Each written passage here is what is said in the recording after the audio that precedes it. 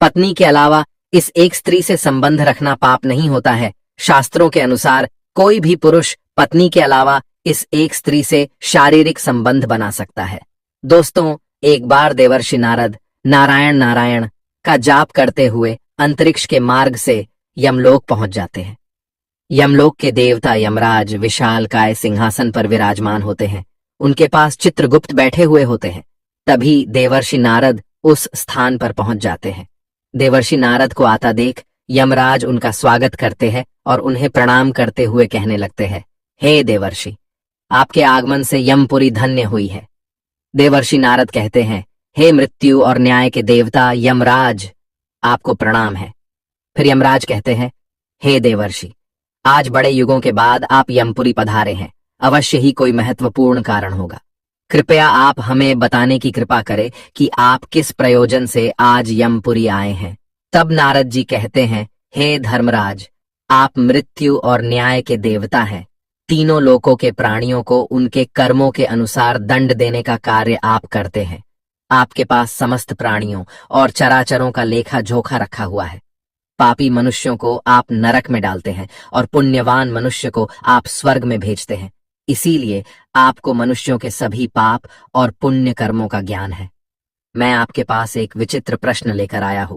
कृपया आप मेरे इस प्रश्न का उत्तर दें। फिर यमराज कहते हैं, हे देवर्षि, आप सत्य कहते हैं।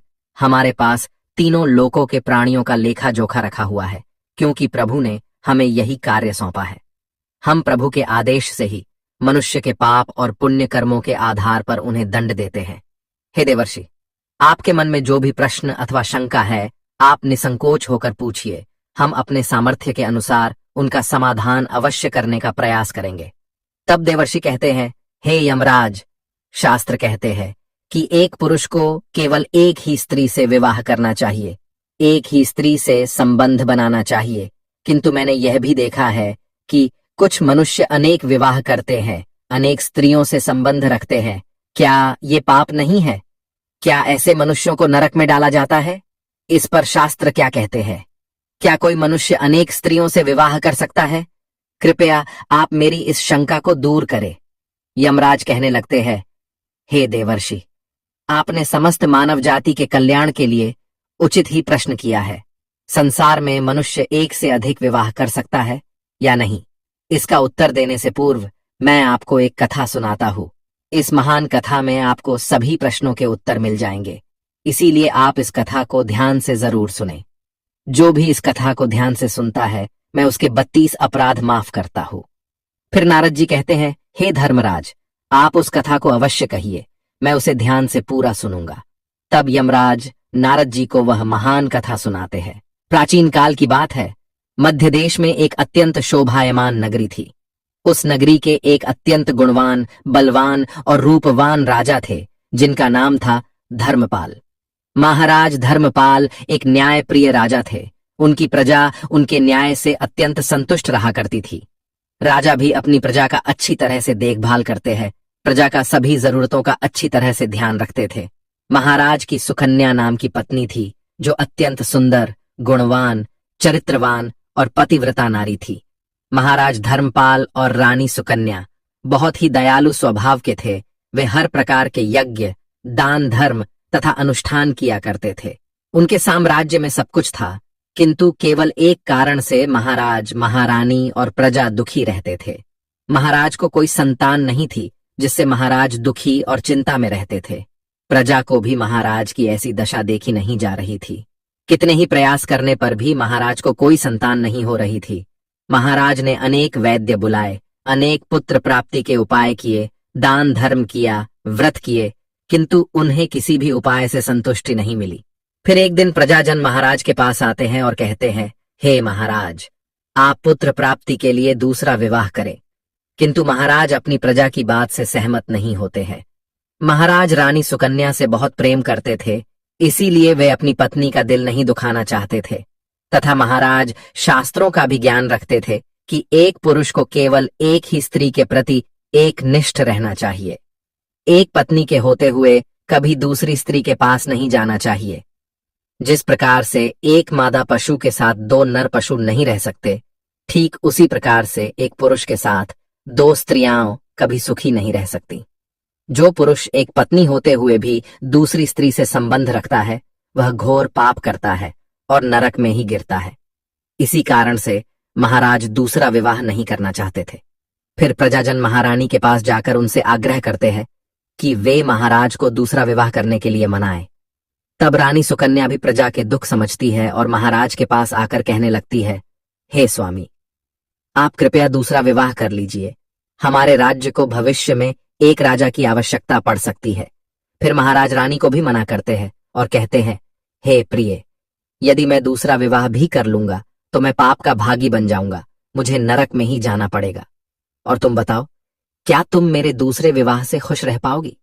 तब रानी कहती है, हे स्वामी, आपकी खुशी में ही मेरी खुशी है। मैं मेरी सौतन को अपनी बहन मानकर प्यार दूंगी। कृपया आप संकोच ना करें। मुझे इससे क्षण मात्र भी दुख नहीं होगा। मैं आपको विवाह के लिए सहमति देती हूं। तब महाराज कहते हैं, हे देवी, किंतु मुझे उस पाप से कौन बचाएगा जो एक स्त्री के होते हुए भी दूसरी स्त्री के साथ संबंध रखने से मिलता है। इस पाप से कोई मुक्ति नहीं है। मैं ऐसा घोर अनर्थ नहीं करना चाहता। उधर स्वर्ग लोक से महाराज के सभी पूर्वज इस घटनाक्रम को देख रहे होते हैं। वे अपने पुत्र के ऐसे व्यवहार से अत्यंत दुखी हो जाते हैं। यदि महाराज को पुत्र नहीं होगा तो कुल का विनाश हो जाएगा। इसी भय से सभी पूर्वज बहुत दुखी हो जाते हैं। फिर एक दिन सभी पूर्वज महाराज के सपने में आकर उन्हें दर्शन देते हैं और कहते हैं, हे पुत्र, तुम्हारे कारण हमारी दुर्गति हो रही है, हमारे कुल का विनाश हो रहा है। तब महाराज अपने पूर्वजों से कहते हैं, हे महात्माओं, मैंने ऐसा कौन सा पाप किया है जो आप सभी इतने दुखी हुए हैं? आपकी आत्मा की शांति के लिए जो भी उपाय हो वह मैं अवश्य ही करूंगा। तभी वे पूर्वज कहने लगते हैं, हे पुत्र, हमारी मुक्ति का एक ही उपाय है, वह है तुम्हारी संतान। यदि तुम पुत्र को जन्म नहीं दोगे तो तुम्हारे साथ साथ हमें भी नरक में जाना पड़ेगा। हमारा संपूर्ण कुल और वंश नष्ट हो जाएगा। इसीलिए हे पुत्र, हम तुमसे विनती करते हैं कि तुम दूसरा विवाह करो। पुत्र के बिना मनुष्य को सद्गति प्राप्त नहीं होती है। पुत्र ही अपने माता पिता का उद्धार करता है, उन्हें मोक्ष दिलाता है। जब वह श्राद्ध करता है तो हमारे पाप नष्ट हो जाते हैं। जब वह पृथ्वी लोक पर दान धर्म करता है तो हमें स्वर्ग लोक में भोजन की प्राप्ति होती है। इसीलिए हे पुत्र, तुम शीघ्र ही पुत्र की प्राप्ति के लिए कोई उपाय करो। अपने पितरों की बात सुनकर भी महाराज दूसरा विवाह करने के लिए तैयार नहीं होते हैं। फिर सभी पितृगण दुखी होकर यमराज के पास जाते हैं और उनसे विनती करते हुए कहते हैं, हे धर्मराज, कृपया हमारे कुल की रक्षा कीजिए। हमारे पुत्र की कोई संतान नहीं है और संतान के बिना हमारा कुल नष्ट हो जाएगा। कृपया आप हमारे पुत्र को दूसरा विवाह करने की आज्ञा दें। फिर यमराज कहते हैं, हे महात्माओं, मैं अवश्य ही तुम्हारे पुत्र को समझाऊंगा और उसे पुत्र प्राप्त करने के लिए प्रेरित करूंगा। ऐसा कहकर यमराज पृथ्वीलोक पर आते हैं और एक साधु का रूप धारण करके महाराज धर्मपाल के दरबार में जाते हैं। उन साधु को देखकर महाराज धर्मपाल अत्यंत प्रसन्न होते हैं और उनका आदर सत्कार करते हैं। फिर उनसे पूछते हैं, हे महात्मा, आप कौन हैं? किस प्रयोजन से आप हमारे इस राज्य में पधारे हैं? आपके मुखमंडल का तेज देखकर यह प्रतीत होता है कि आप अवश्य ही कोई बड़े तपस्वी हैं। तब वह साधु उस राजा से कहते हैं, हे वत्स, मैं साक्षात यमराज हूं। तुम्हारे पूर्वजों के द्वारा प्रार्थना करने पर ही मैं स्वयं तुमसे मिलने के लिए आया हूं। वह साधु महाराज से कहते हैं, हे वत्स, तुमने अपने पूर्वजों को रुष्ट कर दिया है, जिससे तुम्हारा सारा साम्राज्य नष्ट हो जाएगा। पुत्र के बिना तुम्हारी दुर्गति हो जाएगी, तुम्हें कभी मोक्ष की प्राप्ति नहीं होगी। शास्त्र कहते हैं कि मनुष्य को मोक्ष प्राप्ति के लिए पुत्र को जन्म अवश्य देना चाहिए। फिर महाराज कहते हैं, हे धर्मराज, मैं विवश हूं। मैं दूसरा विवाह करके पाप का भागीदार नहीं बनना चाहता। इससे अच्छा है कि मैं पुत्रहीन होकर जीवन व्यतीत करूं। यमराज कहते हैं, हे वत्स, तुम्हारे न्याय प्रिय आचरण से और अपनी पत्नी के प्रति एक निष्ठता को देखकर मैं अत्यंत प्रसन्न हूं। किंतु हे धर्मपाल, एक मनुष्य दूसरा विवाह अवश्य कर सकता है, इसमें कोई पाप नहीं है।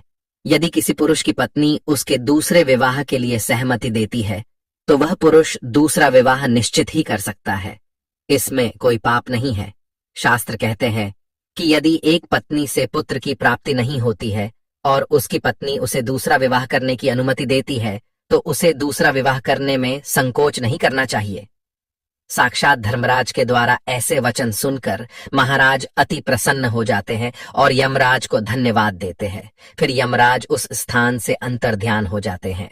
महाराज धर्मपाल अपनी पत्नी सुकन्या के पास जाते हैं और उससे दूसरा विवाह करने की अनुमति मांगते हैं।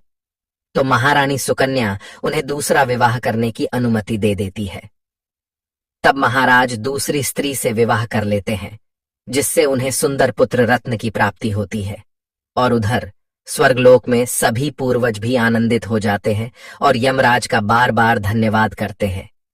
तो दोस्तों, इस प्रकार से धर्मराज ने नारद जी को स्त्री और पुरुष के विवाह और आचरण संबंधी महत्वपूर्ण ज्ञान दिया है। आपको यह कथा कैसी लगी कमेंट करके जरूर बताएं। जानकारी अच्छी लगी तो वीडियो को लाइक करें, साथ ही चैनल को सब्सक्राइब करें और कमेंट में जय श्री कृष्ण अवश्य लिखें। आप सभी का धन्यवाद।